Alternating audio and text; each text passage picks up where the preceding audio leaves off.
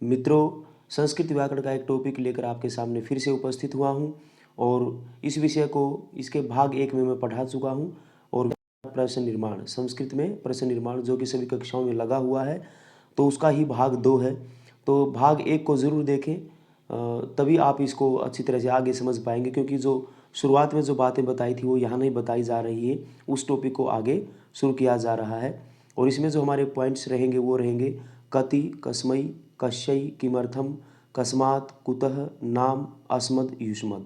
इन शब्दों पर, इन पॉइंट्स पर हम विचार करेंगे। तो आइए, यहाँ पर भी कुछ महत्वपूर्ण बिंदु मैंने दिए हैं, जैसे कति के प्रयोग को समझना जरूरी है।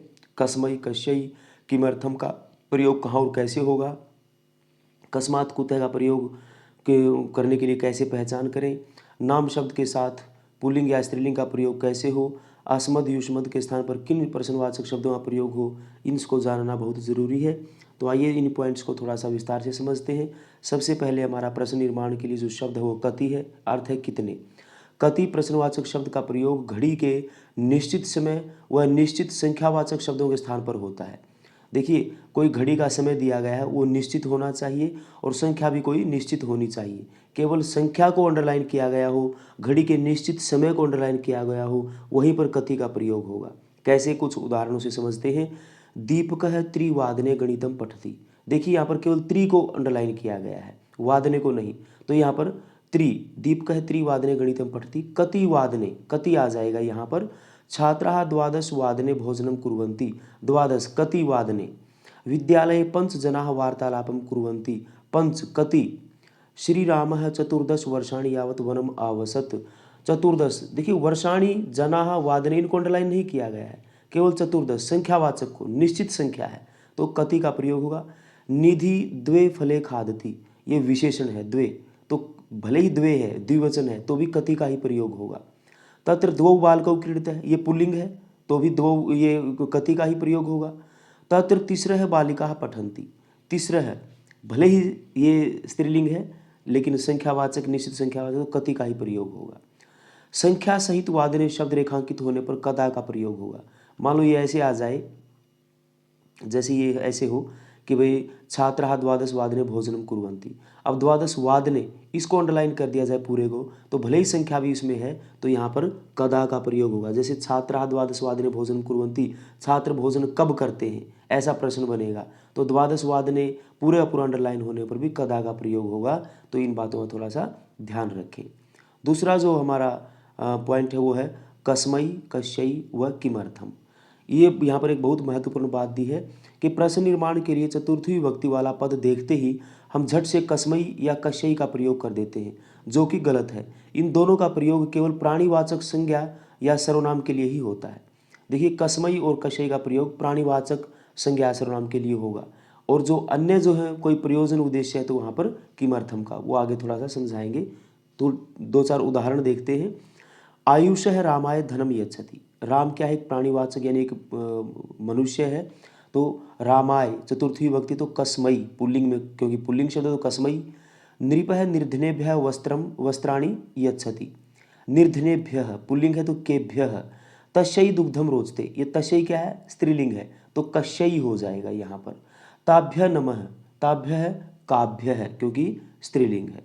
अब किमर्थम का प्रयोग कैसे होगा चतुर्थी विभक्त्यांत में, लेकिन जहाँ चतुर्थी विभक्ति किसी उद्देश्य, प्रयोजन या कारण के लिए हो तो कस्मै नहीं अपितु किमर्थम का प्रयोग होगा। कुछ उदाहरण यहाँ दिए हैं।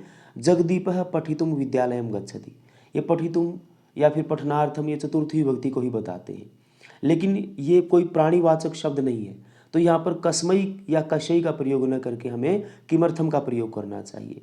तो जगदीपः किमर्थम विद्यालयम गच्छति। राघवः भोजनम खादनाय छात्रावासम गच्छति। खादनाय, यहाँ पर भी किमर्थम का प्रयोग होगा। मालती क्रीडनार्थम, देखो अर्थम, ये चतुर्थी विभक्ति, तो यहाँ पर तो स्पष्ट है किमर्थम ही आएगा। तो ध्यान रखना है कि यहाँ पर कस्मै कस्यै न होकर यहाँ पर किमर्थम का प्रयोग होगा। तो उपयुक्त वाक्यों में पठितुम, खादनाय व क्रीडनार्थम, ये शब्द प्रयोजन, उद्देश्य या कारण को बताते हैं, और ये तुमुन और अर्थम चतुर्थी विभक्ति के ही पर्यायवाची हैं। जो पर बात बताई थी मैंने उसको यहाँ पर स्पष्ट किया है। उसके बाद है कस्मात् और कुतः, इनका थोड़ा सा प्रयोग देखते हैं। रेखांकित शब्द पंचमी विभक्ति में हो तो पुल्लिंग में कस्मात, स्त्रीलिंग में कस्याः का प्रयोग होता है और कुतः का प्रयोग भी सामान्य प्रयोग हो जाता है। जैसे देखते हैं, वृक्षात पत्राणि पतन्ति, पेड़ से पत्ते गिरते हैं। कहाँ से पत्ते गिरते हैं, किस से पत्ते गिरते हैं, तो यहाँ पर स्पष्ट है कस्मात ही आएगा, कस्मात पत्राणि पतन्ति। मूषकः बिडालात बिभेति, जिसे डरा जाए पंचमी विभक्ति है तो बिडालात, कस्मात बिभेति। रविंद्रः विद्यालयात आगच्छति, देखिए यहाँ पर भले ही क्योंकि ऑप्शन नहीं आते आप कस्मात लिख दें, लेकिन सही तो यहाँ पर कुतः का प्रयोग होना चाहिए। रविंद्र विद्यालय से आता है, रविंद्र कहाँ से आता है, तो विद्यालयात कुतः होना चाहिए। आप कस्मात कर देंगे तो भी शायद उसको मान लिया जाएगा, लेकिन मैं तो ये कहूँगा यहाँ कुतः का प्रयोग होना चाहिए।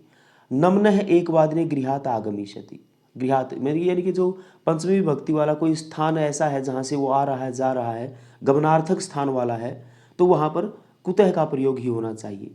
नहीं तो ये जैसे वृक्षात है, पत्राणि पतन्ति, वृक्ष से कहाँ से पत्ते गिरते हैं, यहाँ भी कहाँ से अर्थ निकल रहा है, लेकिन यहाँ पर उसको हम कुतः का प्रयोग नहीं कर सकते, लेकिन यहाँ पर कुतः का प्रयोग होना चाहिए।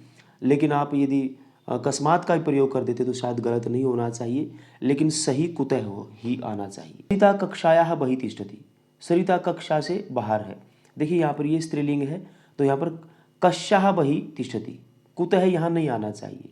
देखिए कुतः नहीं आना चाहिए, सरिता कक्षायाः बहिः तिष्ठति, कस्याः बहिः तिष्ठति, क्योंकि स्त्रीलिंग है तो कस्याः आएगा। नरदेवः सप्तमी कक्षायाः छात्र अस्ति, कस्याः कक्षायाः छात्र अस्ति, यहाँ पर कस्याः। संगीता कक्षायाः पुस्तकालय आगच्छति, अब देखिए कक्षा से पुस्तकालय में आती है, यहाँ पर कस्याः नहीं आना चाहिए क्योंकि पंचमी में कस्याः बनता है, स्त्रीलिंग है। यहाँ पर कुतः आना चाहिए, भले ही स्त्रीलिंग है, लेकिन आप कस्याः कर देंगे तो भी शायद गलत नहीं होना चाहिए। दोनों में से कस्याः कुतः में से कोई भी हो सकता है, और मैं कहूँगा कि कुतः का प्रयोग होना चाहिए। अब नाम शब्द में भी कुछ संदेह बना रहता है। यह नपुंसकलिंग शब्द है, इसके साथ पुल्लिंग या स्त्रीलिंग शब्द लगा होने पर भी किम के नपुंसकलिंग शब्द रूप का ही प्रयोग होता है। जैसे तत्र माधवः नाम विप्रः वसति स्म, भले ही पुल्लिंग है फिर भी आएगा किम नाम विप्रः वसति स्म। तत्र लतिका नाम ध्येया बालिका आसीत, लतिका स्त्रीलिंग है उसके बावजूद भी किम। वने दुर्दान्तः नाम सिंहः प्रतिवसति स्म, दुर्दान्तः तो किम नाम, भले ही पुल्लिंग है किम आएगा। तो ये ध्यान रखें, नाम शब्द से पहले वाला स्त्रीलिंग हो, पुल्लिंग हो, नपुंसकलिंग हो तो वो वहाँ पर किम का ही प्रयोग होगा। लेकिन आगे कोई और विभक्ति वचन है तो उसके अनुसार वो अस्मद और युष्मद देखते हैं। दोनों ही शब्द रूपों का प्रयोग तीनों लिंगों में समान रहता है। यदि इन दोनों में से किसी के भी शब्द रूप को रेखांकित किया गया हो तो रेखांकित शब्द जिस विभक्ति वचन में होगा उसी विभक्ति वचन में किम शब्द रूप के पुल्लिंग या स्त्रीलिंग का प्रयोग किया जाएगा। जैसे अहम विद्यालयम गतवान, मैं विद्यालय गया। अब प्रश्न क्या बनता है, कौन विद्यालय गया, तो अहम क्या है, प्रथमा विभक्ति का एक वचन। अब यहाँ पर इनको पुरुष की दृष्टि से नहीं देखिए, यहाँ पर इनको हम शब्द रूप की दृष्टि से देखेंगे। यह प्रथमा विभक्ति का एक वचन, और किम प्रथमा विभक्ति एक वचन पुल्लिंग में बनता है कह, तो यहाँ पर कह का प्रयोग होगा। नीतिनः मया सह क्रीडति, अब मया पुल्लिंग भी होता है स्त्रीलिंग भी हो सकता है, क्योंकि अस्मद युष्मद पुल्लिंग स्त्रीलिंग में समान रूप से चलते हैं।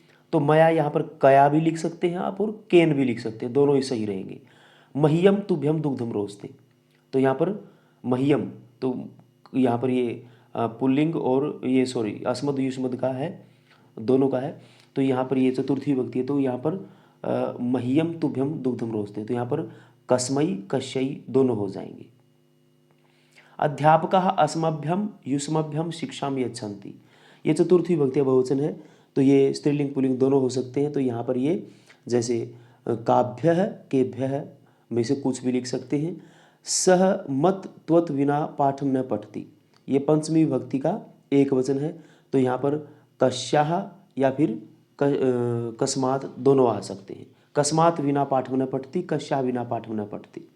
अस्मत् युष्मत् ये बहुवचन है, तो केभ्यः काभ्यः तव मम कस्य कस्याः, दोनों देखिए मैंने दोनों अस्मत् युष्मत् के भी दिए हैं, स्त्रीलिंग पुल्लिंग दोनों में। किसी का भी मान लो इनको अंडरलाइन कर दिया जाए तो ऐसा मम के स्थान पर मे भी हो जाता है, तो मे आने पर आप उसको स्त्रीलिंग या पुल्लिंग कुछ भी दिखा सकते हैं, कस्या कस्याः।